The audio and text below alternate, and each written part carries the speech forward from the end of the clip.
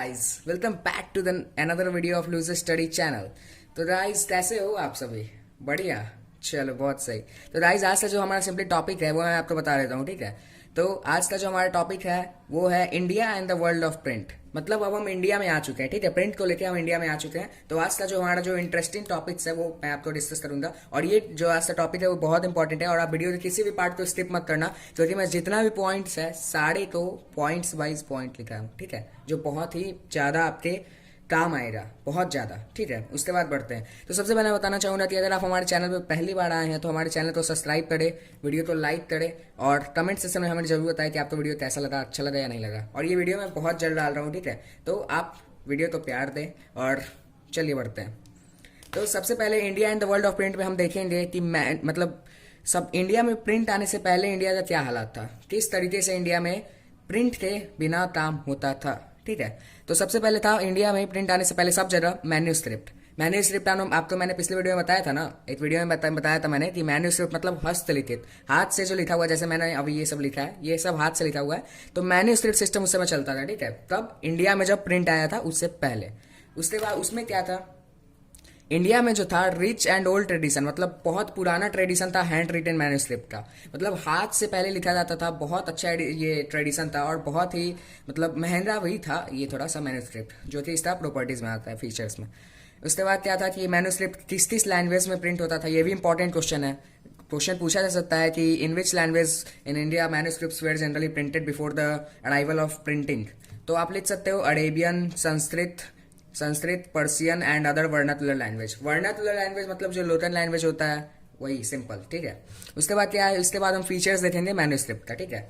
तो मैन्यूस्क्रिप्ट के जो फीचर्स है वो भी मैंने पॉइंट्स में लिख रखे हैं, ये भी आपको क्वेश्चन आ सकता है, इंपॉर्टेंट क्वेश्चन मैं इसे मार्क कर रहा हूँ, क्योंकि अगर ये मतलब हर चैप्टर से सीबीएसई बोर्ड में कम से कम 5 मार्क्स का क्वेश्चन आता है। तो अगर ये क्वेश्चन आपसे पूछ देगा कि what were the features of manuscript hand written printing in India, तो आप क्या लिखोगे? अब ये तो नहीं लिखना ना यार, ये तो मुझे आता ही नहीं, इसका आंसर क्या होगा?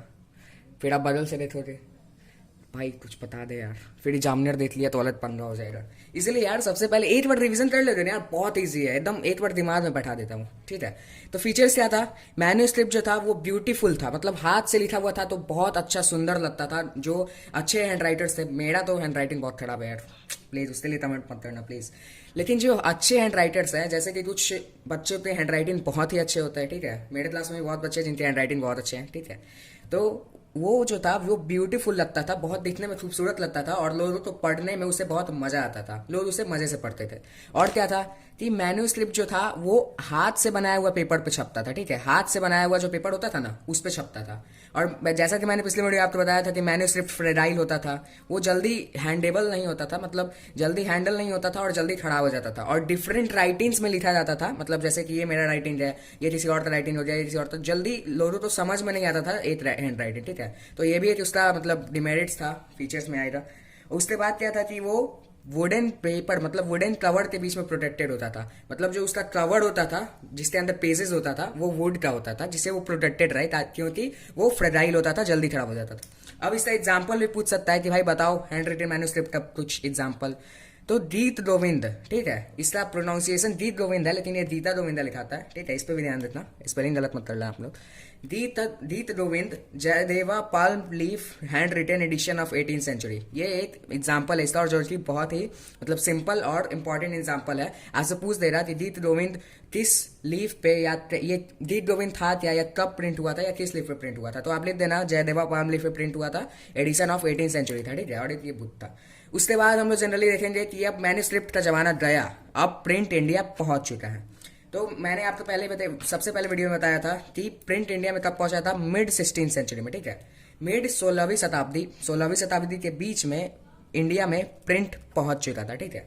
उसके बाद क्या हुआ कि कौन लाया था इंडिया में प्रिंट, भाई बहुत इंपॉर्टेंट क्वेश्चन है कि भाई इंडिया में प्रिंट लाया कौन, कोई भी आपसे पूछ सकता है, जो आपके मतलब कुछ ऐसे रिलेशनशिप में जरूर होंगे कि जो चाहेंगे कि मतलब ये लड़का बहुत अच्छा करे, और आप तो ऐसे सवाल में फंसाएंगे ताकि आपका सेल्फ कॉन्फिडेंस जो है बहुत ही ज्यादा डाउन हो जाए। तो इसीलिए अगर आपसे पूछा जाए कि इंडिया में प्रिंट कौन लाया, तो आप सिंपली बोल देना पोर्चुगीज मिशनरीज के द्वारा लाया गया था, और गोवा में आए थे वो सबसे पहले, ठीक है। अगर आप इतना बोल दोगे ना कि पोर्चुगीज मिशनरी के द्वारा गोवा में लाया गया था 16th सेंचुरी में, तो मैं डेफिनेटली कह सकता हूँ कि वो बंदा शॉक हो जाएगा, कहेगा कि अरे भाई ये पढ़ता है, ये बंदा पढ़ता है। चलो, तो उससे आगे बढ़ते हैं। और ये जो पुर्तगीज मिशनरी थे, ये सबसे पहले आगे क्या किए थे? अब इंडिया में सबसे पहले आगे मतलब ढोल तो नहीं बजाएंगे, नदाड़ी संद्र ढोल बाजे।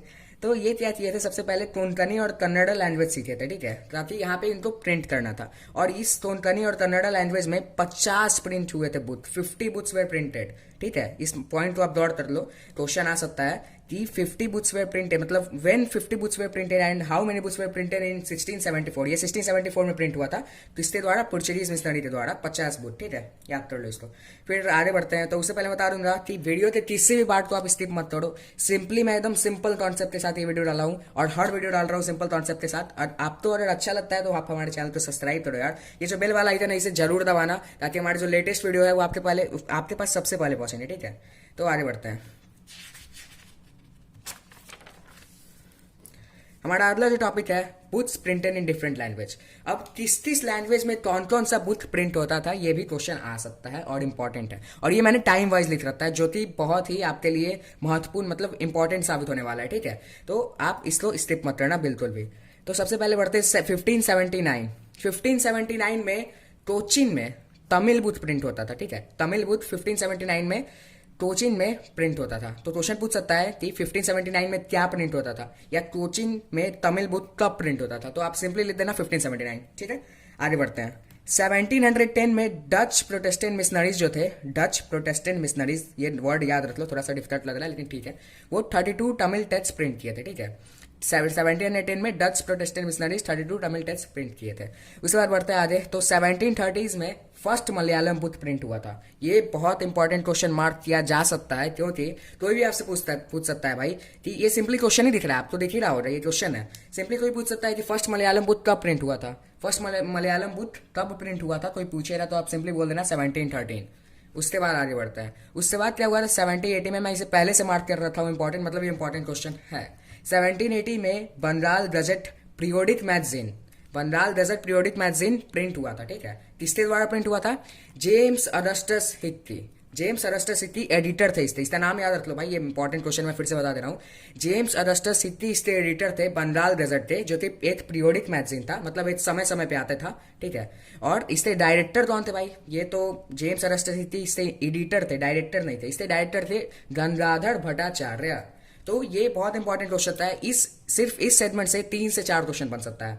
पूछो कैसे, चलो मैं बताता हूँ। सबसे पहले कोई पूछ दे रहा आपसे कि बंगाल गजट कब प्रिंट हुआ था? 1780, फर्स्ट क्वेश्चन। ये क्या था? Periodic magazine, second question. इसके एडिटर कौन थे? James Augustus, third question. इसके डायरेक्टर कौन थे? Gangadhar Bhattacharya, fourth question. तो ये 4 मार्क्स का जनरली आ सकता है आपके पास। इस एक क्वेश्चन से, एक क्वेश्चन से, सिंपल कॉन्सेप्ट से आप 4 मार्क्स कमा सकते हो। तो इसलिए इसको स्किप बिल्कुल मत करना था, ठीक है। और जो कर दिए है मैं उनका नहीं जानता यार, गलती करती है, ठीक है। आगे बढ़ते हैं। तो मैगजीन्स में जनरली क्या होता था, मैं ये अब आपको बताऊंगा। तो मैगजीन्स में क्या होता था? एडवर्टाइजमेंट होता था, और क्या होता था? Gossips about east India company. East India company के बारे में सब कमेंट करते थे मैगजीन्स में। तो ये जो कमेंट था ना, इसके कारण भाई उस समय जो वॉरेन हेस्टिंग्स गवर्नर जनरल थे ना इंडिया के, वो बहुत गुस्सा हो रहे थे कि भाई कैसे ये लोग कर रहा है कमेंट, इसका इतना हिम्मत कैसे हुआ।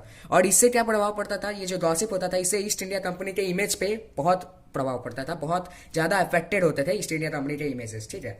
मतलब उनके रुतबे या फिर उनके पावर को बहुत अफेक्ट करता था, ये उनको चुभता था ये सब, ये जो गॉसिप होता था, ठीक है। अब आगे बढ़ते हैं। तो उसके बाद क्या हुआ था कि 18th सेंचुरी में, हम आ गए अब 18th सेंचुरी में। 18th सेंचुरी में क्या हुआ? Newspaper and journals printing way started in vernacular language.